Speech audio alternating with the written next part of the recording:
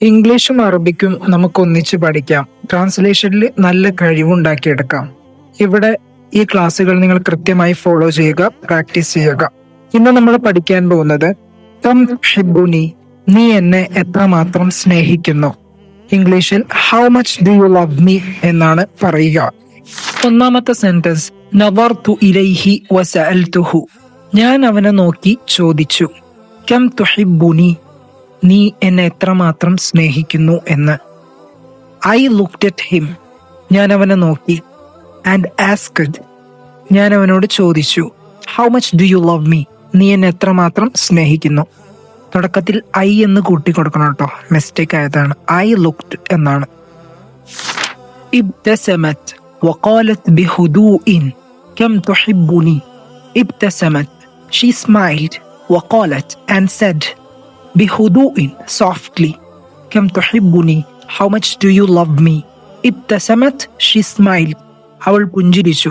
وقالت بهدوء, and said softly. അവൾ പതുക്കെ പറഞ്ഞു, ശാന്തമായി പറഞ്ഞു. كم تحبني, how much do you love me, നീ എന്നെ എത്രമാത്രം സ്നേഹിക്കുന്നു എന്ന്. മൂന്നാമത്തത്, في وسط الحديث قلت له كم تحبني. In the middle of the conversation, I said to him, how much do you love me. في وسط الحديث, in the middle of the conversation. സംഭാഷണത്തിനിടയിൽ വെച്ച് I said to him, قلت له, ഞാൻ അവനോട് പറഞ്ഞു അല്ലെങ്കിൽ അവനോട് ചോദിച്ചു. كم تحبني, how much do you love me, നീ എന്നെ എത്രമാത്രം സ്നേഹിക്കുന്നു എന്ന്.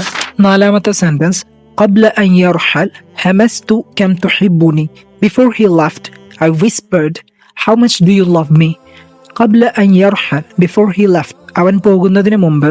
ഹെമസ്തു, ഐ വിസ്പേർഡ്, ഞാൻ പതുക്കെ പറഞ്ഞു എന്നർത്ഥം. അതായത് മന്ത്രിക്കുക എന്നൊക്കെ പറയില്ലേ, ചെവിയിൽ മന്ത്രിക്കുക എന്നൊക്കെ പറയില്ല, അതുപോലെ പതുക്കെ പറഞ്ഞു. കം തുഹിബ്ബുനി, how much do you love me, നീ എന്നെ എത്രമാത്രം സ്നേഹിക്കുന്നുണ്ട് എന്ന് ഞാൻ അവനോട് പതുക്കെ മന്ത്രിച്ചു, പതുക്കെ ചോദിച്ചു എന്നർത്ഥം. ഓക്കെ, ഇപ്പൊ നിങ്ങൾക്ക് ഞാനിവിടെ 4 സെന്റൻസുകളിലായി ഒരുപാട് വ്യത്യസ്ത തഅബീറുകൾ, പദപ്രയോഗങ്ങൾ ഇംഗ്ലീഷിലും അറബിയിലും തന്നു. ഇത് നിങ്ങളുടെ നോട്ട്ബുക്കിൽ കൃത്യമായി എഴുതി വെക്കണം.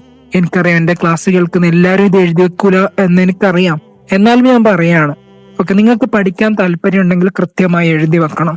എന്നിട്ട് ചേഞ്ച് ചെയ്ത് തഅബീറുകൾ ചേഞ്ച് ചെയ്ത് പ്രാക്ടീസ് ചെയ്യണം.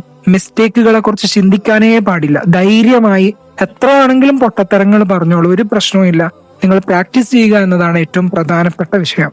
ഓക്കെ, ആരെങ്കിലും മിസ്റ്റേക്കുകൾ കണ്ട് ചിരിക്കുകയോ കളിയാക്കുകയോ എന്ന് കരുതി പേടിക്കരുത്. അങ്ങനെ പേടിച്ചിരുന്ന ഒരുത്തനും ഭാഷ പഠിക്കാൻ പോകുന്നില്ല.